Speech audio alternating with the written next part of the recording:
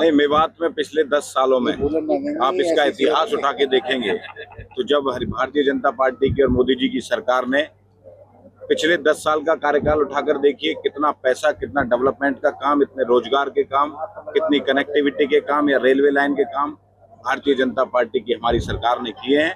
और उससे पहले सिर्फ कांग्रेस पार्टी सिर्फ एक वोट बैंक के नाते इस मेवात को यूज करने का काम करती थी, लेकिन भारतीय जनता पार्टी, मोदी जी का जो एक मंत्र है सबका साथ सबका विकास, उस पर भारतीय जनता पार्टी की सरकार और एक कार्यकर्ता उसी पे काम करता है। श्रृंगेश्वर मंदिर का जिक्र आपने किया, 11-11 लाख रुपए की राशि भी आप दोनों मिनिस्टरों ने दी है। इतिहास इसका आपने जिक्र किया, क्या कहेंगे? नहीं, ये किसी हिंदू धर्म में पैदा हुए हर व्यक्ति के लिए गर्व की बात है कि वो अपने प्राचीन पांडवकालीन मंदिर में आकर उनका आशीर्वाद ले, और वो भी महाशिवरात्रि के ऐसे पावन पर्व पर। हम गर्व करते हैं कि हम उस सनातन संस्कृति से हैं, हम गर्व करते हैं उस धर्म से हैं। आज हम उस पे उसी के नियमित आज हम यहाँ पर पूजा पाठ करने के लिए आए, और इसके हॉल का उद्धार हो या उसको पर्यटन से जोड़ना हो या देश भर के लोगों का यहाँ आवागमन बढ़े, उस पर हम काम करेंगे, जिससे मेवात के लोगों का स्वाभाविक रूप से आर्थिक रूप से फायदा होगा। आपके अधीन जो मंत्रालय आते हैं, कोई बड़ी सौगात मेवात के खाते में?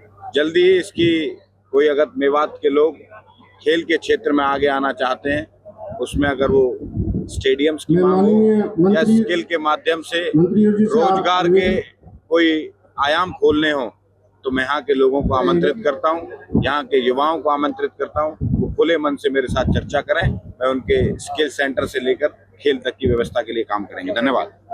पहले तो आज मैं सबसे पहले आप लोगों के माध्यम से शिवरात्रि की सभी को बहुत बहुत बधाई देना चाहता हूँ। और मेवात मित्र मंडल ने जो श्रृंगेश्वर महादेव को जीर्णोद्धार करने का जो बीड़ा उठाया है, उनको मैं बहुत बहुत उनका साधुवाद देता हूँ, उनकी सराहना करता हूँ।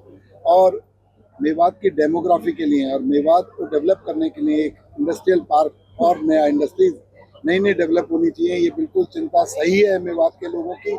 मेवात के युवाओं को रोजगार मिलना चाहिए, तो पलायन यहाँ से बंद हो, तो उसके लिए सरकार भी चिंतित है। और आने वाले कुछ दिनों में एक नहीं कई इंडस्ट्रियल पार्क मेवात के अंदर आपको देखने को मिलेंगे।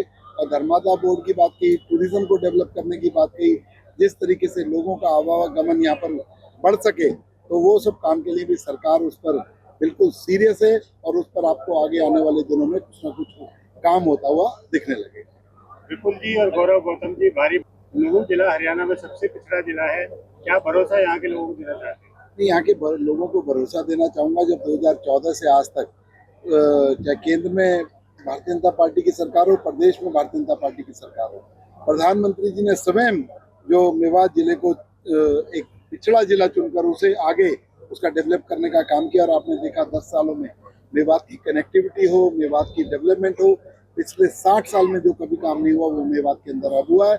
और आगे भी सरकार इसके लिए बिल्कुल सीरियस है। और आने वाले दिनों में आप देखेंगे मेवात एक अग्रणी जिलों में गिनती है। सबसे पहले तो सभी को महाशिवरात्रि की शुभकामनाएं। सुरक्षा की दृष्टि से यहाँ पर अच्छे प्रबंध किया गया है। एसएचओ सिंगार, एसएचओ पुनाना और ड्यूटी मजिस्ट्रेट नियुक्त किया गया है। और आप देख रहे होंगे ट्रैफिक व्यवस्था सारी सुचारू रूप से चलाने के लिए अलग से ट्रैफिक के जवान लगाए गए हैं।